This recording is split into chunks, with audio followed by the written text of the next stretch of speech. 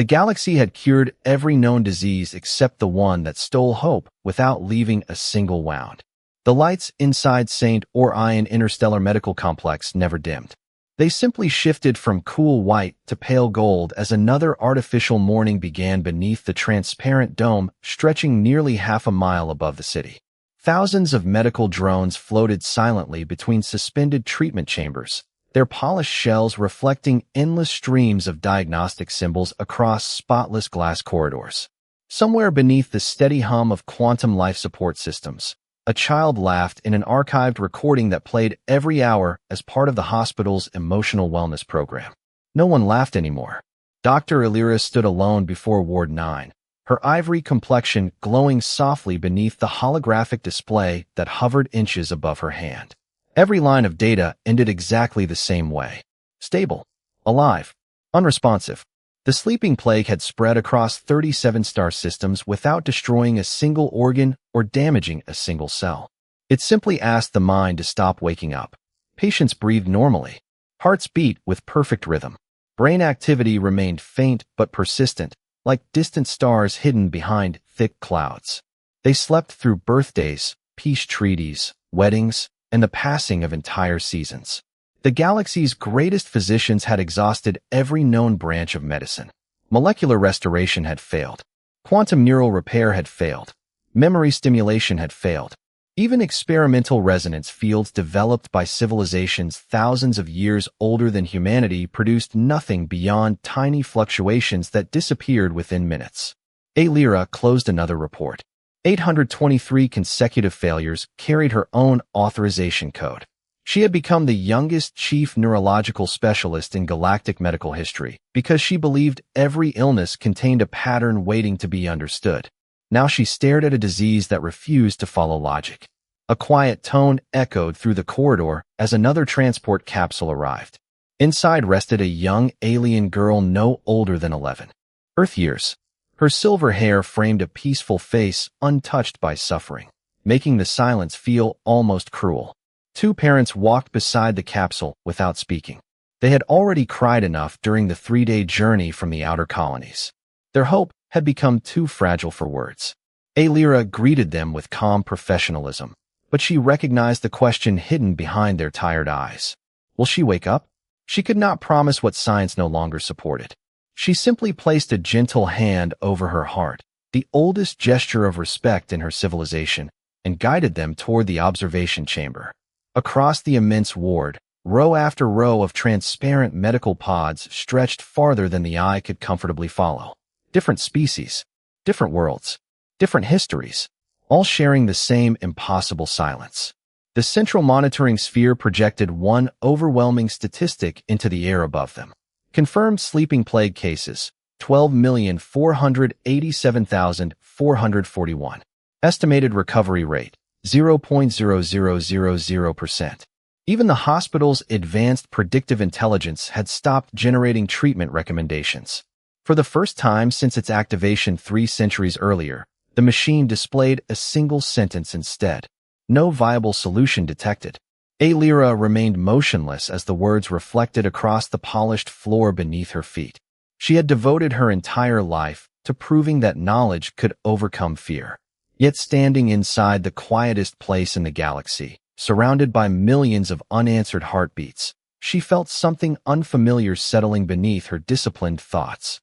Not defeat, something heavier. The frightening possibility that the cure might exist somewhere no civilization had ever thought to look.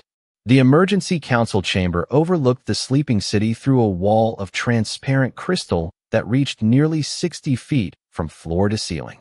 Normally the view inspired confidence. Hundreds of medical towers shimmered beneath the evening sky, while transport lanes flowed with quiet precision between them. Tonight, every light seemed colder. Every passing shuttle carried another family, hoping that somewhere inside St. Orion Interstellar Medical Complex, someone still believed a miracle could be explained by science.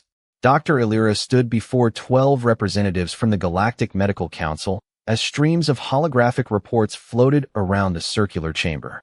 No one interrupted the silence. There was nothing left to debate that had not already been debated 100 times before. Finally, the eldest council member folded his hands. His voice remained calm, but years of exhaustion weighed behind every word. Chief Dr. Elira, after reviewing every submitted treatment protocol, the council has reached a unanimous conclusion. The room became impossibly still. Even the service drones hovering near the ceiling suspended their movements. Effective tomorrow morning, all experimental programs related to the sleeping plague will be discontinued. Elira did not answer immediately. She simply looked toward the thousands of stars beyond the crystal wall. Somewhere out there, another transport was probably carrying another child whose parents still believed this hospital could save them. With respect, she finally said, "Our patients are still alive." Another council member nodded slowly.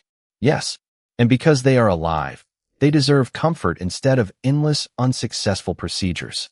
Elira's fingers tightened behind her back. Comfort is not the same as hope. A ripple of quiet disagreement moved around the chamber.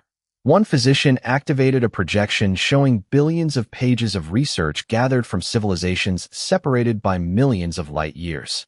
Every known neurological treatment, every pharmaceutical compound, every quantum resonance frequency, every emotional memory reconstruction.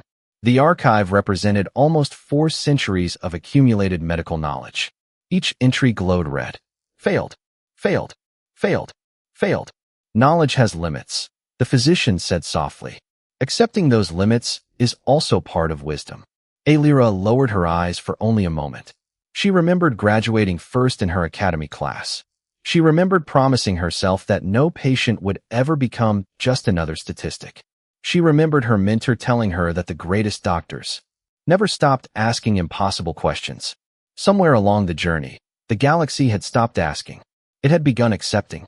The meeting ended without applause or argument.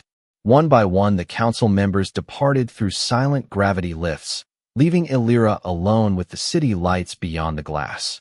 She remained there until the chamber lights automatically dimmed for nighttime energy conservation. Only then did she return to the hospital.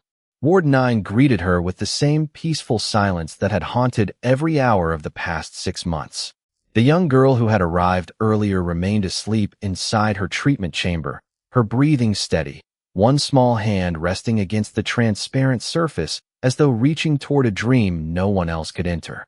Her parents had fallen asleep in nearby chairs after refusing to leave her side. Elira quietly adjusted the girl's blanket, even though the chamber regulated its own temperature with perfect precision. It was an unnecessary gesture, yet somehow it felt important. As she turned away, a notification appeared across her wrist display. A civilian consultant from Earth had just completed security clearance and would arrive before sunrise. Specialty: human behavioral communication. Medical credentials: none. Clinical authority: none. Recommended by the Interstellar Cultural Exchange Division. Elira stared at the file for several long seconds before letting out the faintest breath of disbelief. After centuries of advanced medicine, the galaxy was sending her someone whose expertise was simply understanding people. Nathan Hayes arrived without an entourage, without ceremonial credentials, and without the polished confidence everyone expected from someone summoned to the most advanced medical center in the galaxy. He stepped through the hospital's main entrance carrying a single weathered leather satchel over one shoulder and a ceramic coffee mug that still released gentle curls of steam into the cool morning air. His charcoal jacket looked practical rather than impressive, and his calm blue eyes wandered across the soaring lobby with the quiet curiosity of a visitor entering a museum instead of humanities. Greatest contribution to interstellar medicine. Around him, patients floated inside anti-gravity transport capsules while autonomous surgical platforms glided across polished floors so perfectly that their reflections appeared sharper than the machines themselves. Nathan paused beneath the enormous holographic directory and smiled at a maintenance robot that had momentarily become confused by 2 intersecting delivery routes. The robot froze for less than a second before recalculating. "Long morning already?" Nathan asked with an easy grin. Several nearby reception specialists looked up from their consoles, exchanging puzzled glances. No one spoke to service machines. At least, no one expected an answer. The robot emitted a soft confirmation tone and continued on its way. Nathan chuckled quietly before continuing toward the security checkpoint. His arrival file opened automatically across the central reception desk. Human. Earth. Occupation: behavioral communication specialist. Previous experience: crisis counseling, educational storytelling, intercultural conflict mediation, emotional resilience training. Medical degree: none. The receptionist looked at him, then back at the file, clearly wondering whether some administrative mistake had slipped through the hospital's flawless systems. "Dr. Illyra is expecting you," she said politely, though uncertainty lingered beneath her professional composure. "I hope so," Nathan replied with a warm smile. It would make for an awkward first meeting otherwise. For a brief instant the receptionist blinked before the corners of her mouth lifted ever so slightly. It was small, almost involuntary. Yet it was the first genuine smile anyone had noticed in the lobby since the sleeping plague reached the capital months earlier. Nathan did not seem to notice. He simply thanked her and followed the illuminated pathway toward the neurological wing.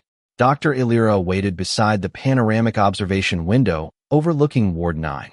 She had reviewed Nathan's profile 3 times before sunrise, searching for qualifications hidden between ordinary lines of text.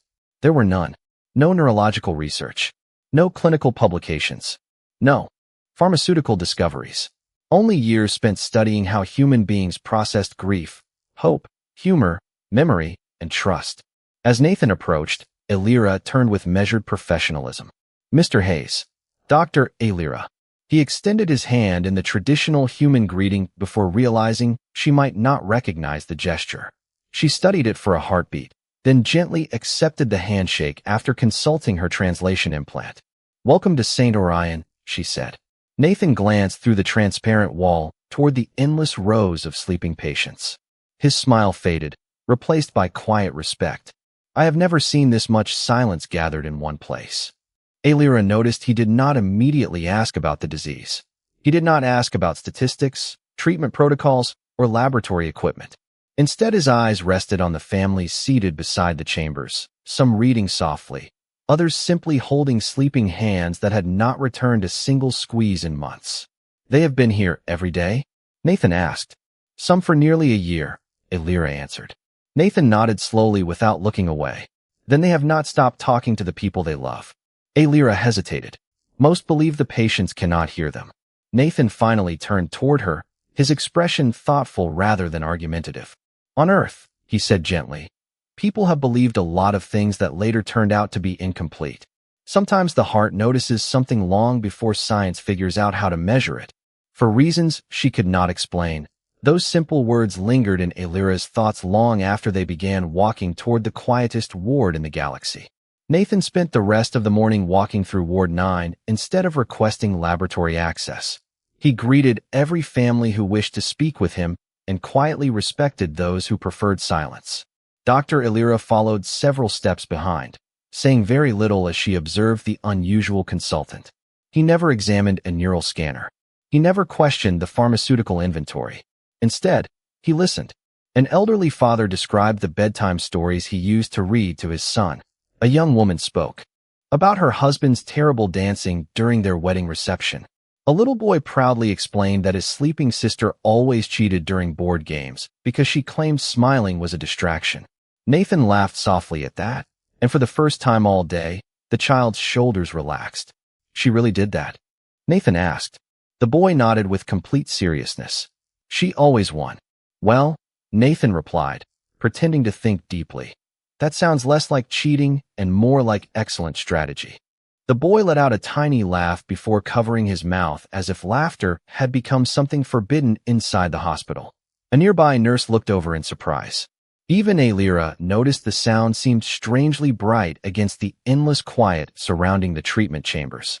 Hours later, they reached the observation room where the young silver-haired girl rested peacefully behind transparent medical glass. Her parents had stepped away briefly after nearly 20 hours without proper rest. Only the gentle rhythm of life support and the faint glow of neurological monitors filled the room. Nathan stood beside the chamber without speaking. He studied the girl's relaxed expression, then looked at the stack of handmade drawings resting on the nearby table. Bright stars, animals, family portraits, crayon sketches from a happier time. "She likes adventures," he murmured. Illyra nodded. According to her parents, she always asked for stories before sleeping. Nathan smiled. Then maybe we should not let tradition end simply because she fell asleep. Alira folded her arms. Our records indicate she has not responded to any auditory stimulation. I understand, Nathan answered. But stories are not only information. Sometimes they are invitations. Without waiting for permission, he pulled a chair beside the chamber and sat comfortably. He looked through the glass as though the girl could see him perfectly well. All right, he said warmly. I should probably introduce myself. My name is Nathan, and I once got completely lost inside a museum because I was too busy arguing with a map. Alira raised one eyebrow. The map won, by the way, Nathan continued with complete seriousness. It had much better directions than I did. Silence. Then he leaned closer. Although I still think whoever designed museums should put fewer gift shops between people and the exit. Nothing changed. The medical displays remained steady. Alira quietly checked the readings anyway. Everything appeared exactly as expected. Nathan kept talking. His stories wandered through childhood memories, embarrassing travel mistakes, family holidays, and neighbors with unusually stubborn dogs. They were simple, ordinary moments with no scientific purpose. 10 minutes passed. Then 20.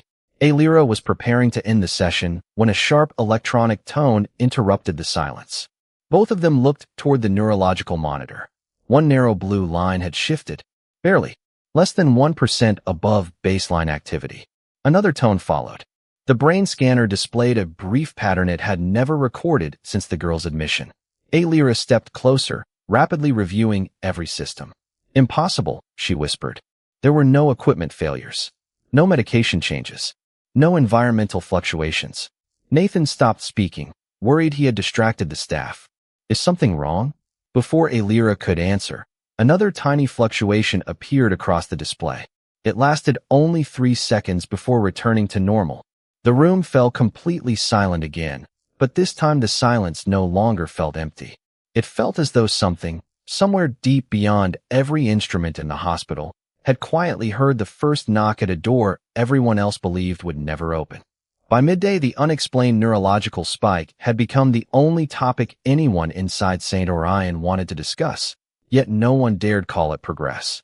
Dr. Alira personally reviewed every sensor calibration, every environmental recording, and every molecular reading collected during Nathan's conversation with the young patient. Nothing was out of place. The oxygen concentration had remained constant. The room temperature had not changed by a single fraction of a degree. No medications had entered the treatment chamber. Every machine agreed on one uncomfortable fact. Something had briefly awakened inside the girl's brain, and conventional medicine could not explain why. Nathan waited quietly outside the diagnostic laboratory, sipping another cup of coffee while watching transport shuttles drift between distant medical towers. He appeared surprisingly relaxed considering the growing attention surrounding him. Alira stepped through the laboratory doors carrying 3 transparent data tablets. The council has requested a complete report, she said. Nathan nodded. That makes sense. She studied him carefully. You do not seem surprised. He smiled faintly. I am surprised by the result. I am not surprised that people are nervous about it. Alira placed the tablets on a nearby console. You believe your stories caused the neurological response. Nathan shook his head immediately. No. I think something inside her responded to something familiar. Those are not the same thing. Alira folded her arms. There is no established medical model supporting that conclusion. There was not an established model for hand washing once either, Nathan answered gently. Sometimes evidence shows up before the explanation does. Before Alira could respond, the laboratory doors opened and 3 senior neurologists entered with unmistakable urgency. One activated a floating display containing every waveform captured during the incident. Chief Doctor, he began, we have compared today's readings against 6 million previous neurological scans. The deviation is statistically significant, but it lasted only 3.2 seconds. Another physician added, there is no measurable therapeutic effect. It may simply be random neural noise. Nathan listened without interruption. The physicians continued debating frequencies, electrical resonance, and quantum synchronization, their voices remaining calm, but increasingly rigid as each explanation collapsed beneath the data. Finally, Alira looked toward Nathan. What were you thinking about while you were speaking with her? The question caught the entire room off guard. Nathan blinked once before answering honestly. I was not thinking about treatment. Silence settled over the laboratory. Then what were you thinking about? She asked. Nathan looked through the observation window toward the sleeping girl. I was wondering what kind of stories made her laugh before she became sick. I figured if I could not wake her up, maybe I could make wherever she is feel a little less lonely. No equations appeared on the displays. No algorithms translated his answer into measurable variables. One physician quietly sighed. Compassion is admirable, Mr. Hayes, but compassion is not medicine. Nathan did not argue. Maybe not, he replied. But people are more than the illnesses they carry. The room grew still again. Alira realized something deeply unsettling. Every research proposal submitted over the past year had focused entirely on defeating the disease. None had asked what might still be reaching the person beneath it. Hours later, after the physicians dispersed, she returned alone to the archive treatment database. She searched every unsuccessful therapy ever attempted against the sleeping plague.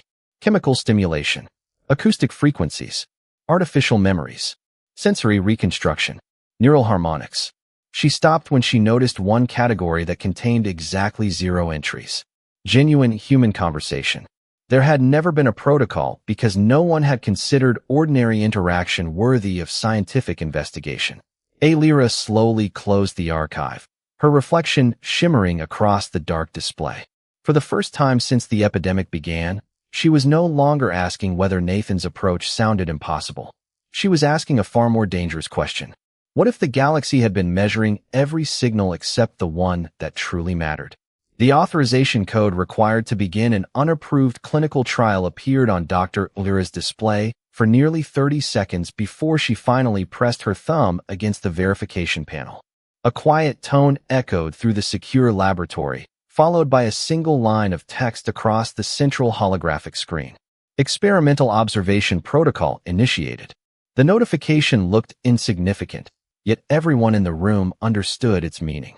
This would be the first treatment session in galactic medical history, built not around medicine, but around ordinary human connection. Only 4 people were present. Alira, Nathan Hayes, 2 senior neurological technicians sworn to complete confidentiality. No press, no council representatives, no spectators. Outside the observation chamber, the hospital continued its normal rhythm, unaware that one of its smallest experiments might challenge centuries of accepted medical theory. The patient selected for the trial was the same silver-haired girl whose brief neurological response had interrupted every assumption they once considered unquestionable. Her parents had listened carefully as Alira explained the proposal.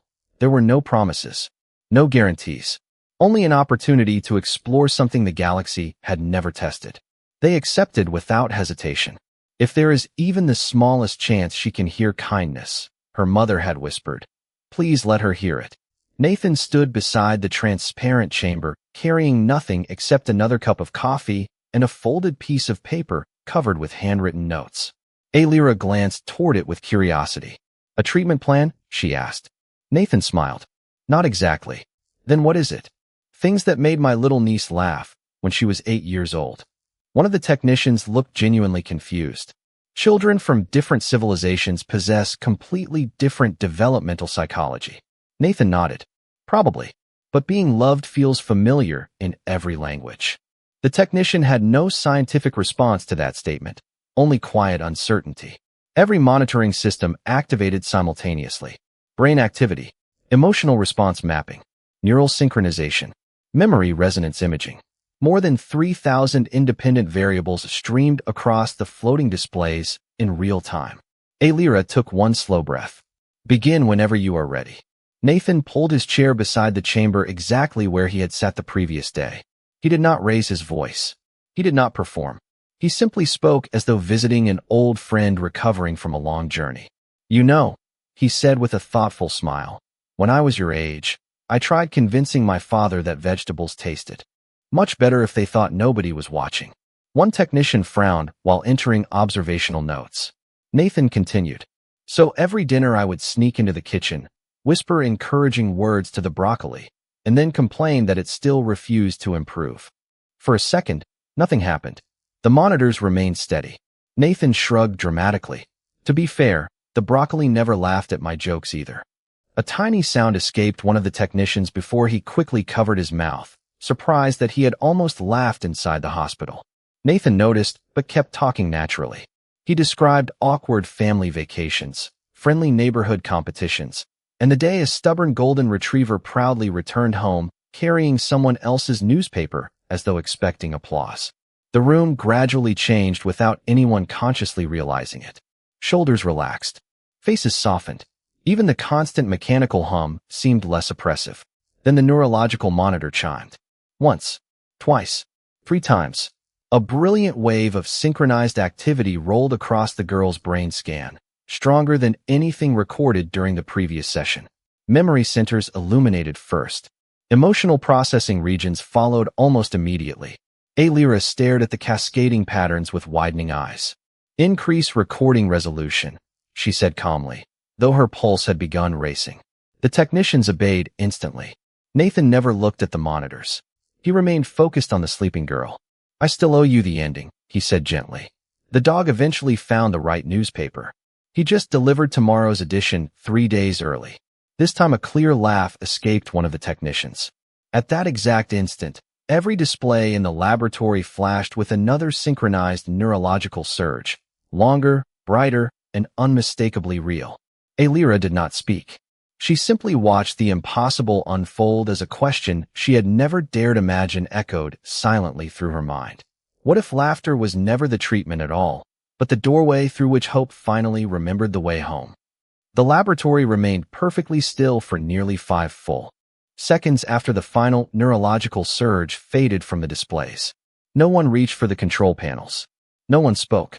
The only sound came from the steady rhythm of the life support systems and the soft ticking of the recording processors storing every fraction of a second that had just unfolded.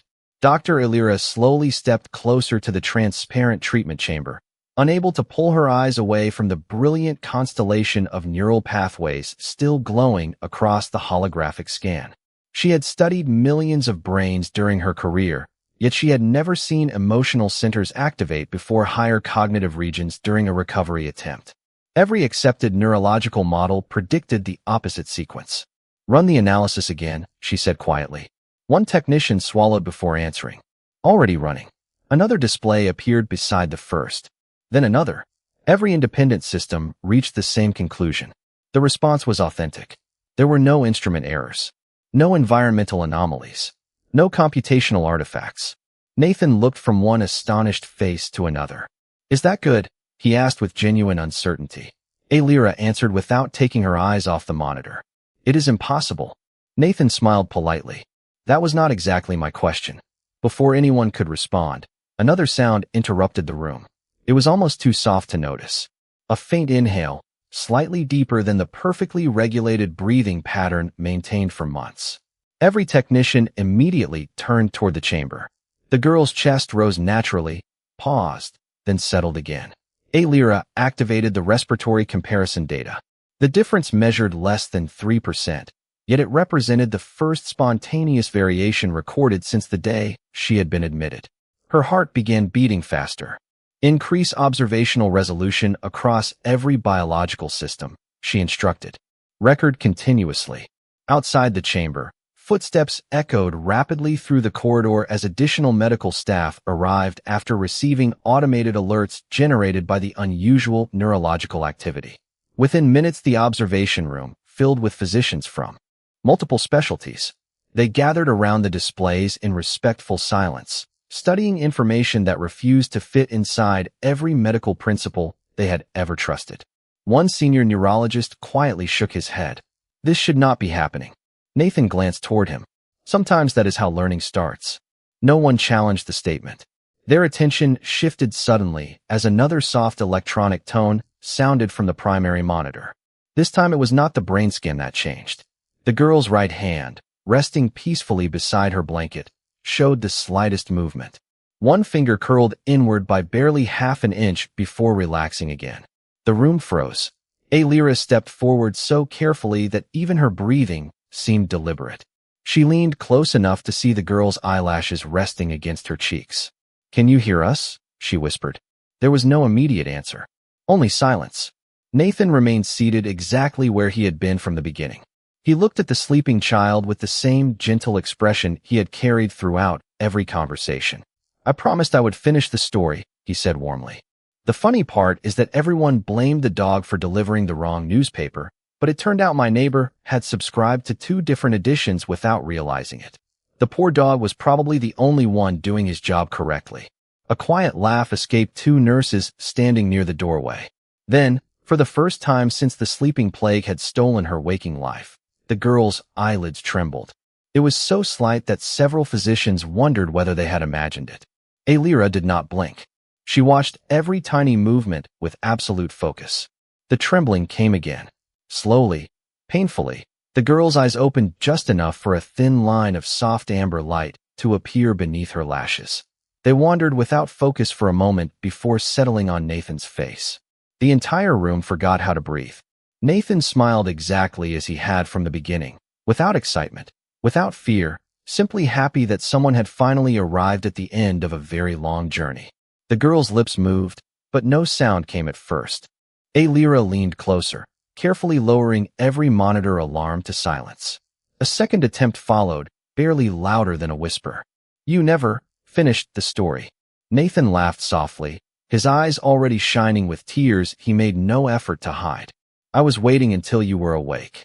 A tiny smile spread naturally across the girl's face, warmer and stronger than before. This time it did not disappear after a heartbeat. Her mother covered her mouth as tears streamed freely down her cheeks. Her father gently took his daughter's hand, and for the first time in months, she squeezed back. It was not strong. It was not dramatic. It was simply real. Around the observation room, no one celebrated. No one shouted.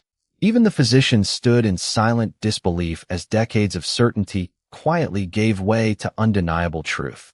Dr. Alira looked from the awakened child to Nathan, then toward the neurological display still glowing with patterns no textbook had ever predicted. In that silent room, surrounded by machines that had measured everything except hope, she realized they had just witnessed the first true recovery from the sleeping plague. Several weeks after the first successful awakening, the sealed laboratory had become the center of the largest scientific investigation in modern galactic history.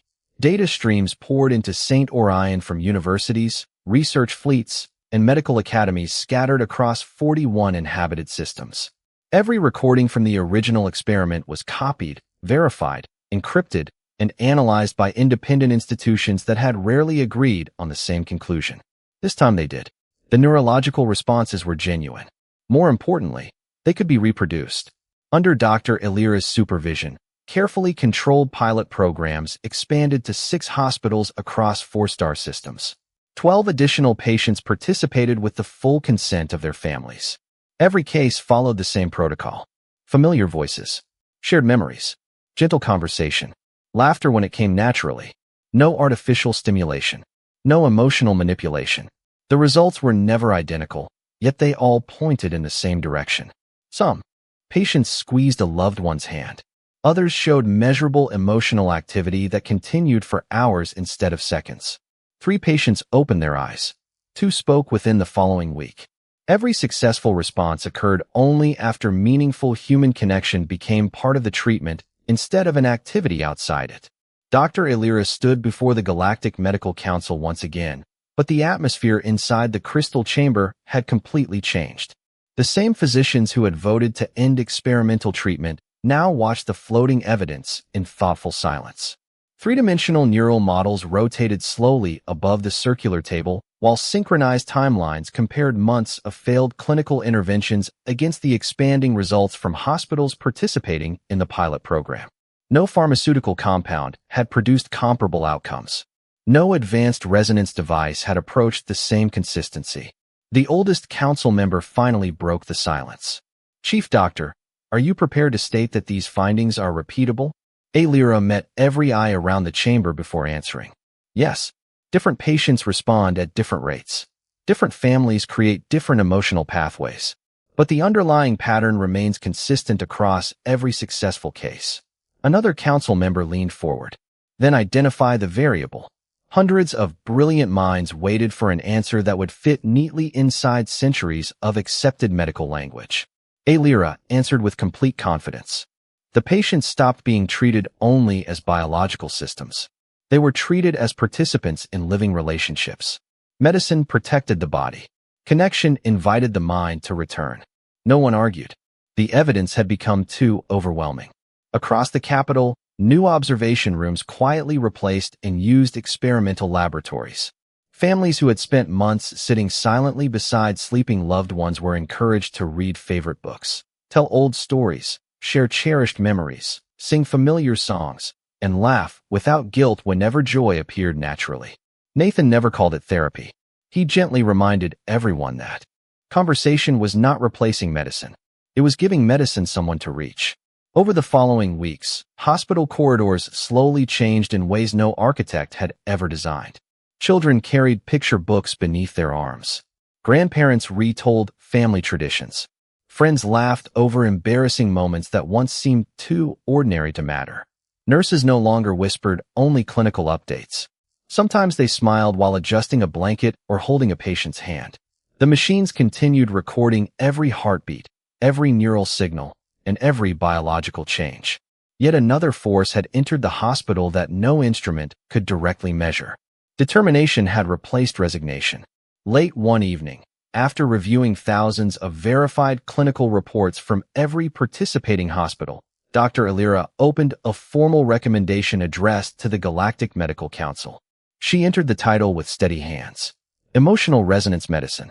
Beneath it, she added one final statement. Advanced civilizations had learned how to preserve life. Humanity reminded us how to call it home. As she transmitted the proposal across the interstellar network, confirmation signals arrived one after another from medical councils throughout the galaxy. The debate was over. A new chapter in galactic medicine had officially begun. Several months later, sunlight poured through the great crystal dome of St. Orion with a warmth the hospital had not felt in nearly a year. The building still cared for thousands of patients, but the silence that had once defined every corridor no longer ruled the halls. Conversation had returned. Parents read favorite bedtime stories beside treatment chambers. Brothers replayed old family jokes. Friends laughed over forgotten vacations. Children carried brightly colored drawings from room to room, proudly explaining every picture to mothers and fathers they believed could still hear them. Across the galaxy, hospitals that had once depended entirely upon flawless technology now devoted entire medical wings to emotional resonance medicine under carefully supervised clinical protocols established by Dr. Illyra and approved by the Galactic Medical Council. Advanced medicine continued protecting the body. Human connection became part of protecting the mind. Recovery remained gradual, exactly as the pilot studies had predicted. Some patients awakened after only a few days of familiar voices. Others required weeks. A few needed several months before opening their eyes for the first time. Progress never arrived on a schedule, but it arrived often enough that hope became measurable in ways no instrument had ever anticipated. As verified recoveries continued climbing across every participating star system, the official emergency declaration surrounding the sleeping plague was finally lifted. Medical historians would later write that the disease had not been defeated by a stronger machine or a more complicated formula. It had yielded only after one alien doctor accepted the risk of challenging centuries of accepted medical certainty, and one ordinary human reminded the galaxy that healing was never only biological. Dr. Illyra paid a quiet visit to Ward 9 on the afternoon the final recovery report was certified. She carried no research files and no diagnostic tablets, only a small bouquet of white flowering branches grown inside the hospital's botanical dome. The young silver-haired girl sat beside the window wrapped in a comfortable blanket, reading one of the storybooks her parents had refused to throw away during the long months she had slept. Sunlight rested gently across her face while transport shuttles drifted peacefully beyond the crystal dome. Nathan Hayes stepped into the room carrying a familiar paper bag from the hospital cafe. "I brought cookies," he said with the same easy smile. The girl looked up, pretending to inspect him with great seriousness. "Are they healthy?" Nathan considered the question for a moment before answering exactly as before. "Emotionally? Absolutely." Her laughter filled the room, bright and effortless, no longer recorded as a neurological event or a medical anomaly. It was simply the sound of a healthy child enjoying an ordinary afternoon. Her parents laughed with her. Even several nurses passing the doorway smiled without slowing their steps. Lyra watched the scene quietly before turning toward Nathan. "When the council first summoned you," she said softly, "I believed you had nothing to teach a hospital like this." Nathan smiled. Most people did. She looked back toward the recovering families leaving Ward 9 together. "I was wrong." Nathan shook his head gently. "No. You were brave enough to test an idea everyone else dismissed. If you had chosen certainty instead of curiosity, none of this would have happened." Those words stayed with her long after the conversation ended. Weeks later, during the formal Galactic Medical Assembly, the council voted unanimously to recognize Dr. Lyra as the founder of emotional resonance medicine for initiating the clinical trials that transformed an impossible observation into accepted science. Nathan Hayes accepted a quieter honor as the first human cultural consultant appointed to the Galactic Medical Council, insisting that his greatest reward had already been watching families walk home together again. Above the entrance to St. Orion Interstellar Medical Complex, a new inscription was carved into polished crystal. "Healing begins when someone remembers you are still there." Beneath those words stood two names that would forever share the same chapter in history. As evening settled across the city, Dr. Lyra and Nathan stood beneath the transparent dome, watching recovered children race through the central atrium while their laughter echoed toward the stars. For generations, the galaxy had believed its greatest strength was the knowledge it had accumulated. That night, beneath a sky filled with distant constellations, it finally understood that its greatest discovery had begun with one doctor willing to listen to one simple human laugh. And with that, our story comes to an end. Its message may stay with us a little longer. Some discoveries change science. Others change the way we see each other. When compassion becomes a choice instead of a strategy, even the impossible can begin to feel within reach. If you had been standing in that hospital, would you have trusted advanced technology alone, or would you have believed that something as simple as human kindness could make the difference? Share your thoughts in the comments below. If you enjoy cinematic HFY stories exploring the bond between humans and alien civilizations, consider subscribing and turning on notifications so you do not miss the next journey. Thank you for watching, for spending your time with us, and for traveling across the stars together. Somewhere beyond the silence, hope is still waiting to be heard.